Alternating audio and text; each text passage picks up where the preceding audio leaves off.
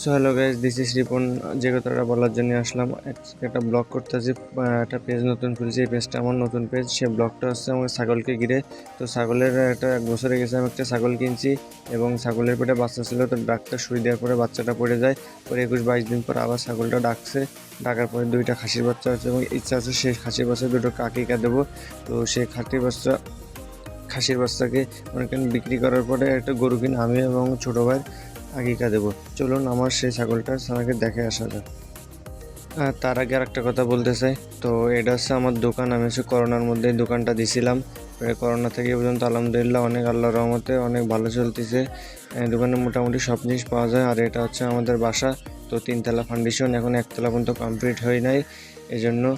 আর ভিডিওটা কোয়েশন। আর এটা হচ্ছে আমার সেই ছাগল, যে ছোটো বাচ্চা কিনছিলাম, আজকে 1 বছর পুষতেছি। 4টে বাচ্চা হওয়ার কথা, আর সেখানে 2টা বাচ্চা হয়েছে। এই যে আমার সেই সোনার 2টা খাসির বাচ্চা।